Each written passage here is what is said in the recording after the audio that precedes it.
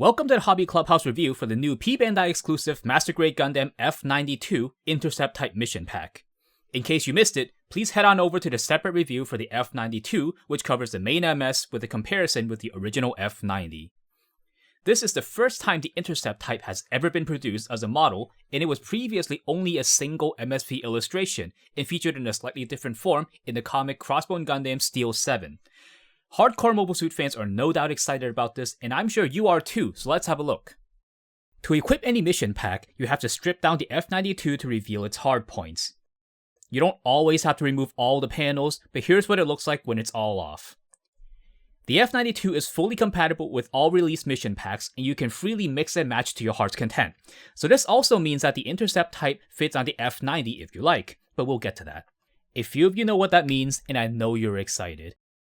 One of the biggest attractions of the pack is the beam lance, of course, with its long, clear beam.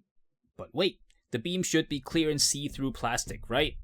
And it was for me too for about an hour before my cat Hobby got to it and left it looking like this.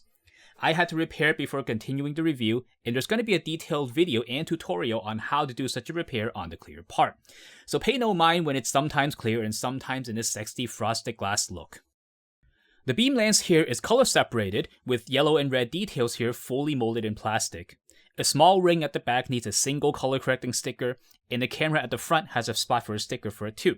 Otherwise, you can turn the handle to either side, and the blast shield can be mounted on either side, so the lance is fully ambidextrous.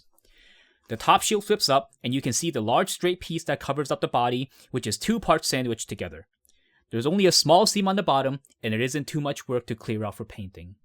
The front of the lance with the beam removed features small details, so it looks quite respectable even in this bizarre so-called beam shotgun. The looks suggest nothing even close to a shotgun, but it is supposed to be that. Next we come to the flight shield, which is so big it comes with its own stand to keep it propped up. For the flight shield and the leg armor thrusters, I've left out all the yellow inner linings of the thruster belts for painting later, because once you put them in, there's no way to take them back out anymore. But out of the box, all the thrusters have their yellow insides colored with plastic. Otherwise, the flight shield comes fully color accurate, with blue on gray on the surface of the shield, resting on top of the white sides, which are flanked with red wings. There is a single sensor sticker that goes onto the shield right here, but that's it. At the top are four clear blue pieces that look great, but are slightly hollow.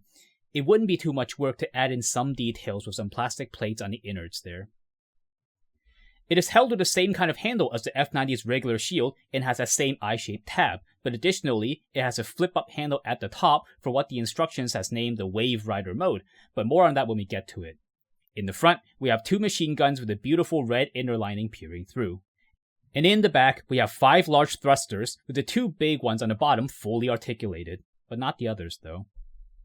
The leg armor comes in 3 parts, and you can first attach the side piece, which fits flush onto the shin, and on it are points to mount the back armor, which is just a single gray shell. And then you can install the front piece, which is beautifully color separated. The thrusters here are also fully articulated. With the leg armor together with the beam lance and the beam shield, we have the F92 Intercept type standing tall and proud, and I do mean stand because you really need the custom stand to keep the shield propped up. If you want to do any other sort of pose, you're going to have to fashion your own solution. But even standing, the Intercept type looks impressive with the flaring shoulders of the F92 complementing the oversized shield and the beam lance. The repeating triangular shapes all over the mobile suit visually communicates the emphasis on speed.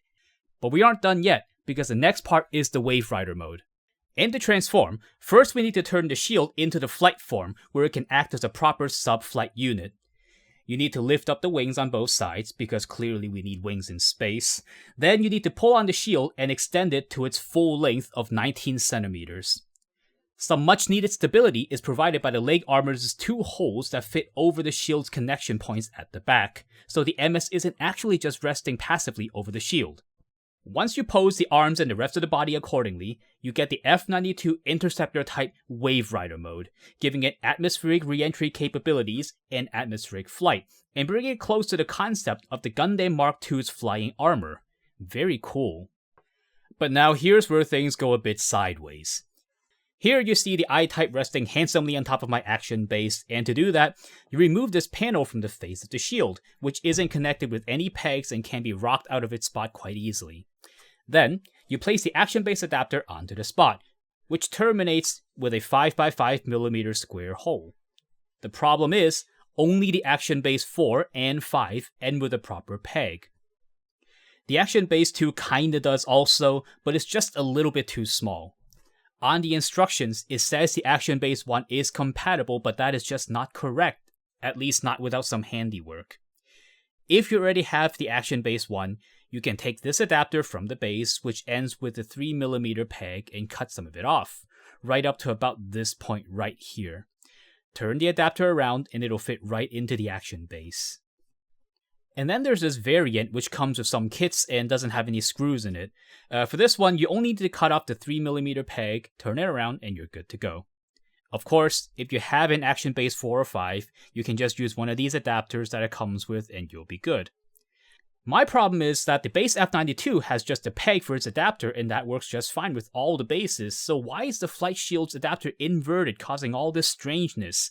The kit's really good, and it's a very strange oversight to leave something like this when the casual builder will build it right out of the box and you're gonna leave them hanging. Come on, Bandai. Before we wrap up, there's something many fans of this set have surely wanted to see, and that is the F90, and not the F92's, Jupiter Battle Specification, which we see in the comic Crossbone Gundam Steel 7. What you have to do is to take the base F90 and put the leg armor and the shield onto it, while also borrowing the F92's shoulder armor. Now, there isn't an exact version of the Shot Lancer from the comic with the nuclear launchers, but I borrowed the Shot Lancer from the RE100 Vagina Gina 2, and it comes close enough. So all in all, here's a Hobby Clubhouse patented 3-point verdict on the F92 Intercept type. First, it's the most color accurate and elaborate of all the mission packs thus far, and I'm looking at you, M-type. Next, it transforms your F92 in a significant and meaningful way. It comes with its own coherent character, and it isn't just your F92 plus some decoration. And lastly, what the hell, Bandai? What's the deal with the action base connector? The rest of the kit is so good right out of the box except for this one flaw. But anyway, I'm still massively pleased that we finally have the I-type in plastic model form, which is a first. And that's it for this review. Please drop by Hobby Clubhouse again next time. Thanks for watching.